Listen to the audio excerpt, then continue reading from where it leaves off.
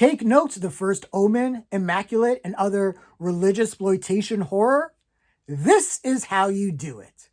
Here are my immediate thoughts for Late Night with the Devil.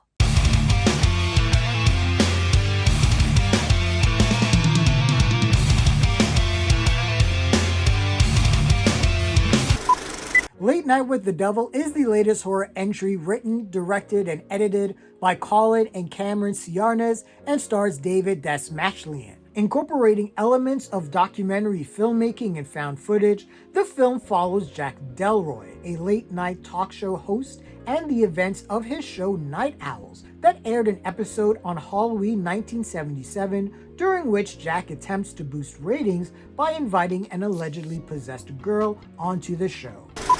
David Dastmalchian, who I've pretty much been following since The Dark Knight in 2008, is amazing as Jack Delroy, this complex late-night talk show host. He is grieving the loss of his wife. She died of lung cancer even though she wasn't a smoker. So there's a lot of tragedy and grief and trauma that he is honestly dealing with, and we do see all of that revealed in this movie. At times, Jack seems exploitive. Other times, it seems he genuinely cares. It is hard to really decipher when Jack is on and when he is not. It is a great, complex performance, and I have to give all of my flowers to David Dastmalchian for knocking that out of the park. Laura Gordon as June, a parapsychologist and author, is great as the host that comes in with Lily, the child that is demon-possessed. And she has a great performance herself. It seems like she really is the one that truly understands the danger of having Lily on the show. And it also seems like that there is something unspoken between her and David. It's hinted at, but we really don't get a whole lot more. And I don't think we really do need to get into the nuts and bolts of that relationship because this movie moves at such a quick pace. But Laura Gordon does give a great performance, and she just goes through a gamut of emotions here, especially when she is played against Ian Bliss as Carmichael Haig, a former magician turned skeptic. His job in this movie is to be a condescending asshole to everyone. He is one of those skeptics that I cannot stand, where they think that anyone that believes in any deity is just an idiot and should be ridiculed. I'm a skeptic and I don't believe people should be treated like that. But Haig plays that up tremendously, and he is so camp and over the top, and I just love everything about what this guy does. Then we have Ingrid Torelli as Lily, the survivor of this horrible fire that claimed the lives of dozens of people in this satanic cult. And I've been talking about child actors in horror, and I just talked about Alicia Ware in Abigail, and whoever it is that are coaching these child actors in these horror films, they are earning their money. Lily is playful, yet there is a malevolent force in her that you definitely sense, and it is creepy and disturbing, and she gives this crazy 1,000-yard stare into the camera that is just totally off-putting. And when it comes time for the possession scenes, she does not hold back, and she just goes ham, and it is just a great fucking performance. Even the supporting roles I enjoyed. Faisal Bazzi as Christu, the psychic, who's one of the two unfortunate people that has an exorcist moment. And then we have Rai Saturi, who's great as Gus, and he's Jack's sidekick in the show. We even get Michael fucking Ironside as the narrator in this movie. This film is checking all the boxes for me as a horror fan.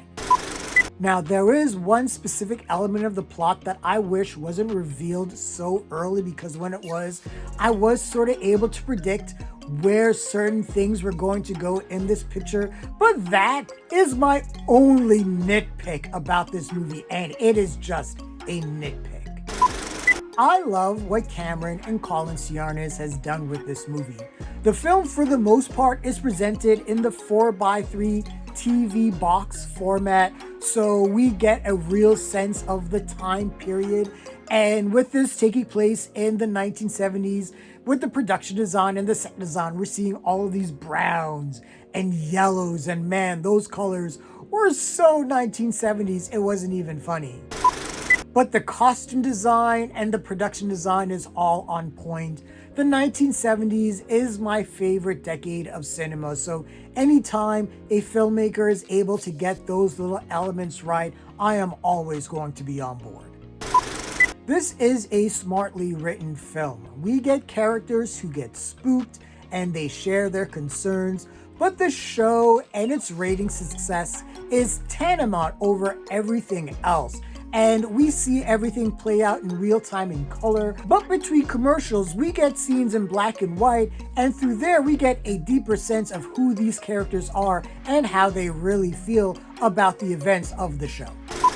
Also, there are two particular elements of this film that I really want to focus on. One, the editing, and not just the overall cut, which is great, but other things like adding the jump cuts, the static, the color correction, and the sound design. So this movie pretty much has no score. There is some music courtesy of Glenn Richards and Roscoe James Irwin, but that is all within the film. The movie itself has no score, and that just adds to the eeriness and the creepiness factor of this film. And yeah, this is the kind of movie that you curl up in the dark if you want some thrills and some self-induced paranoia that the devil is at your doorstep. The film doesn't have any real jump scares, but it relies on the mood and suspension, the tension, and the sound and lack of sound, and the way the camera moves. And even though most religious horror doesn't do it for me, I have to admit, I truly believe that in this universe, demon possession could really happen, and it is really fucked up. Oh yeah, there's a scene in here that if you squirm at a particular moment in David Cronenberg's The Fly from 1986, you're gonna squirm here. Also, this movie can be hilarious at times, just watching how people react to the absolute insanity that is happening around them, especially Ian Bliss. That asshole. Overall, Late Night with the Devil is awesome. Point blank. Cut and dry. That is it. It boasts one of the best performances this year, with David Dastmalchian giving a star-making turn, a great ensemble to support him, a razor-sharp script, and some real genuine scares. The film plays out in real time, and I love when a film can accomplish that, and the pacing for this movie was great. I was never bored or felt like a scene didn't need to be there.